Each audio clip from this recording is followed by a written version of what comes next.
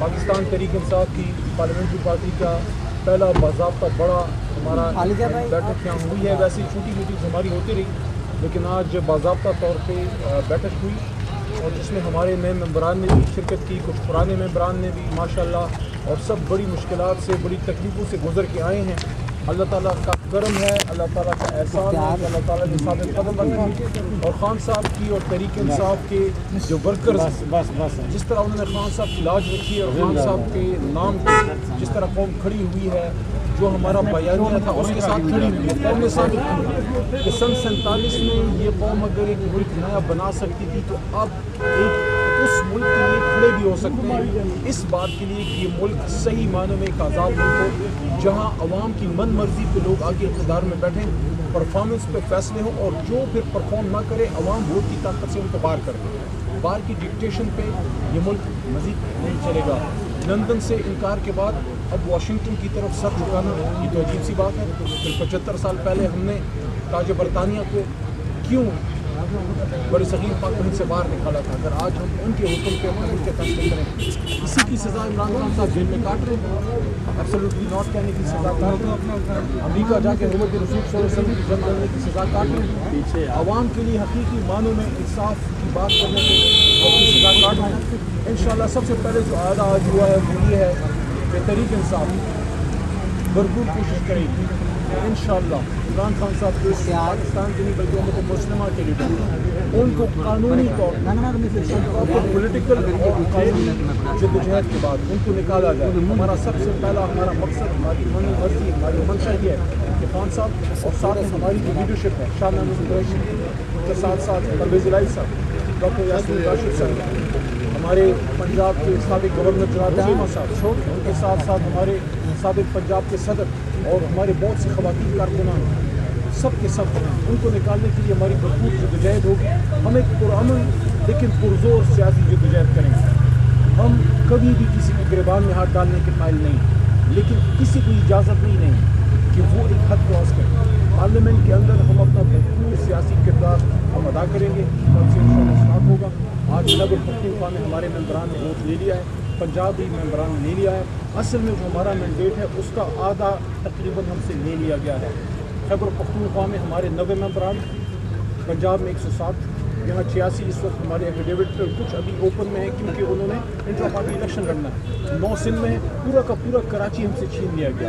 پنجاب میں آپ یہ دیکھیے کہ میاں نواز شریف صاحب کی جماعت کے انکلوڈنگ ہم بشمول ان کی تمام بڑی لیڈرشپ اپنی سیٹیں ہار چکے ہیں. میاں صاحب خیبر پختونخوا مانسیرا سے ہار چکے ہیں, لاہور سے بھی ہارے ہیں لیکن فارم 47 بھی جیتے ہیں, فارم 45 پہ ہمارے لوگ جیتے ہیں.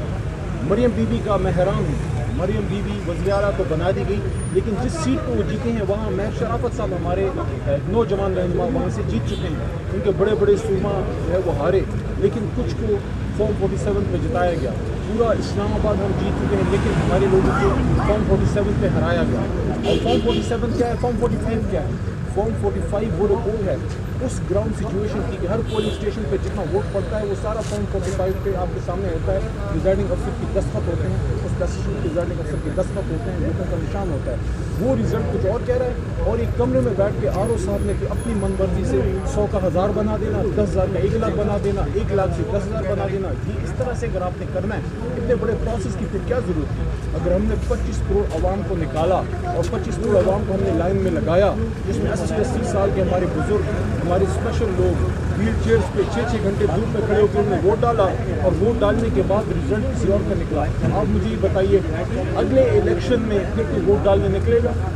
اگر لوگوں کے ذہن میں یہ آ گیا کہ ہم ووٹ کیوں ڈالیں, رزلٹ تو فارم 47 پھر بنے گا.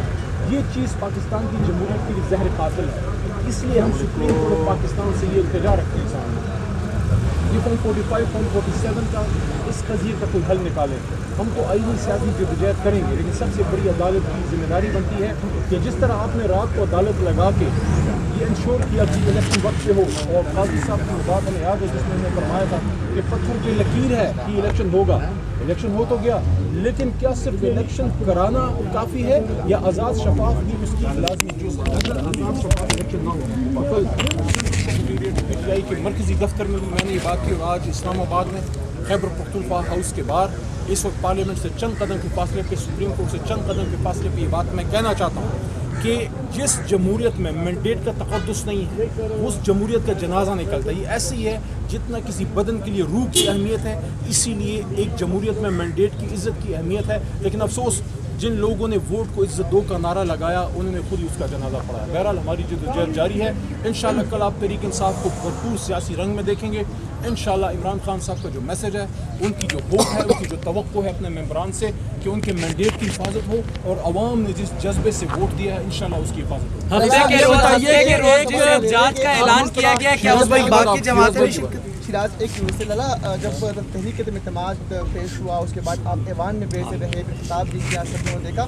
اب اسی پارلیمنٹ میں آپ دوبارہ جا رہے ہیں, جس پر آپ الزام لگا رہے ہیں کہ مینڈیٹ چوری ہوا ہے, جو نمائندے آ رہے ہیں مینڈیٹ چوری کر کے آئے ہیں, تو کیا یہ کوئی انتظار نہیں کہ بھی آپ بیٹھیں گے؟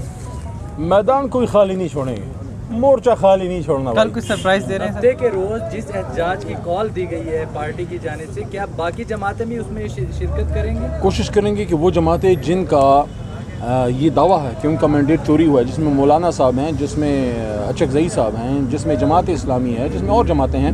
اور میں تو اپریشیٹ کرنا چاہوں گا آج ایک بار پھر کہ حافظ نعیم صاحب نے جو مثال قائم کی ہے, میں سمجھتا ہوں ہم سب کو اس کو اپریشیٹ کرنا چاہیے کہ وہ بہادر آدمی ہے. اس نے کہا کہ مجھے مانگے تانگے کا مینڈیٹ نہیں چاہیے, یہ سیٹ میں نہیں جیتا اس لیے میں واپس کرتا ہوں. مسلم لیگ نون میں ایسے لوگ ہیں, چیمہ صاحب کی میں بات, مثال چیمہ صاحب, ان جیسے لوگوں کی بات کرنا چاہوں گا جن کو آفر کی گئی, انہوں نے کہا نہیں ہم نہیں جیتے, ہم اپنے لوگوں سے دھوکہ نہیں کر سکتے. بننے جا رہی ہے, کیا لگتا ہے حکومت کو کتنا ٹف ٹائم دیں گے؟ اپنا بھرپور کردار ادا کریں گے اور کوشش کریں گے کہ اصل مینڈیٹ سامنے آئے اور اصل وزیر اعظم جس کو عوام نے منتخب کیا ہے عمران خان صاحب, وہ اپنی اس کرسی پہ بیٹھیں جس سے ان کو بین الاقوامی مداخلت پہ, غیروں کی ایما پہ ہٹایا گیا. یہ پاکستان میں پاکستان بننے کے بعد 75 سال میں ایک بہت بڑی سازش ہے, بہت بڑا دھوکہ ہے کہ وہ ملک جس کو ہم آزاد سمجھتے ہیں کہ آج بھی اس کے فیصلے سمندر پار ہوتے ہیں.